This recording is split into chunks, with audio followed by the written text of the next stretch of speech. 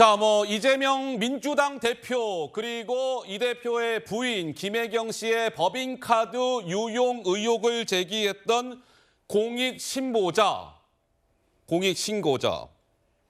그동안에는 A씨 이렇게 익명으로 보도가 되어 왔었는데 어제 그가 본인의 실명과 얼굴을 공개하면서 국회에서 기자회견을 가졌죠.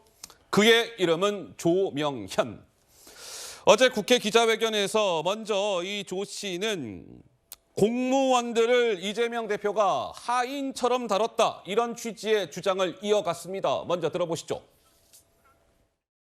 이재명 대표님에게 저는 묻고 싶습니다.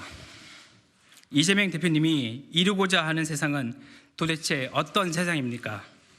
국민의 피와 땀이 묻어있는 혈세를 죄책감 없이 자신의 돈인 것처럼 사적으로 유용하고 국민의 세금으로 공무를 수행하게 되어 있는 공무원을 하인처럼 보는 분이 민생을 생각하는 정치인이라 할 수 있겠습니까? 이재명 대표와 김혜경 씨가 해온 이 같은 일들은 명백한 범죄 행위며 절대 있어서도 일어나도 안 되는 일입니다. 거짓말보다 바른 말이 편하다는 이재명 대표님께 이제는 진실을 말해 진정 편해지시기를 바랍니다.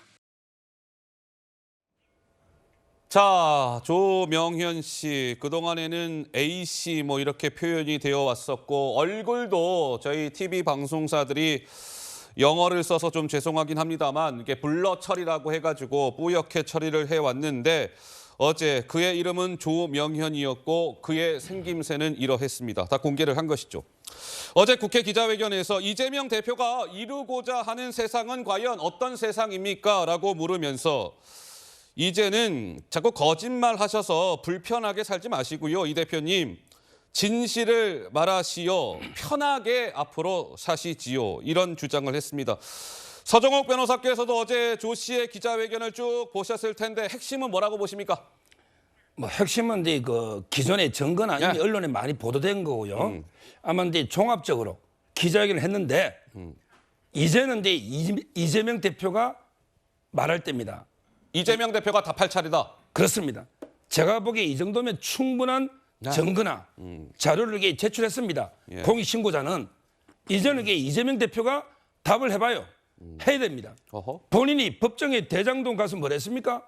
33분 동안 완전히 누룽지 끌듯이 다 해소해야 되느냐. 또 이게 왜 DNA 분석기나 현미경으로까지 보느냐.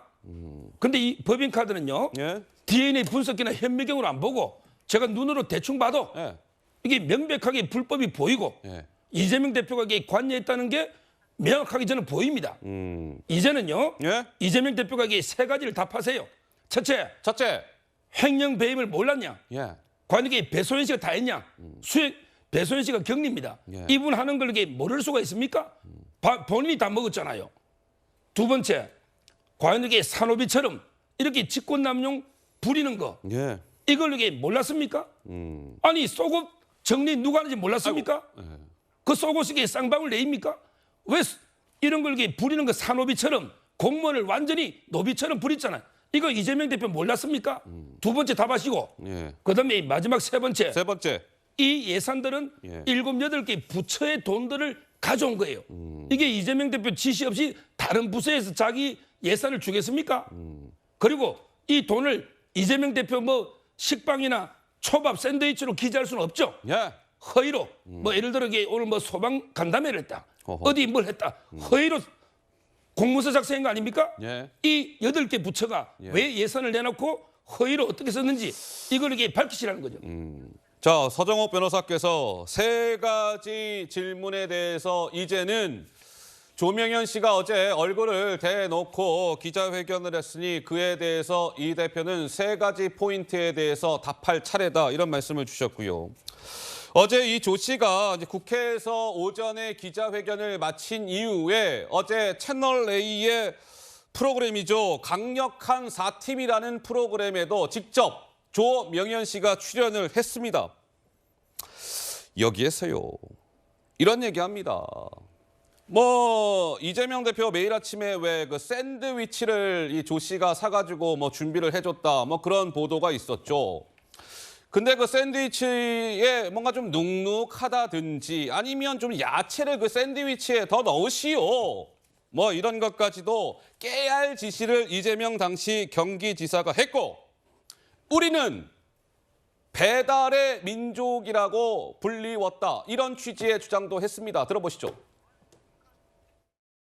이재명 대표가 샌드위치 같은 경우도 1년 365일 먹었었고요. 예. 그거에 대해서 중간에 빵에 눅눅하다든가 아니면 야채를 더 해달라든가 직접적인 그 수행팀을 통해서 지시를 했었고 네. 이 내용을 이재명 지사가 몰랐다고 말할 수도 없는 게 금액이 한 달에 한 100만 원 가량이 됐었거든요.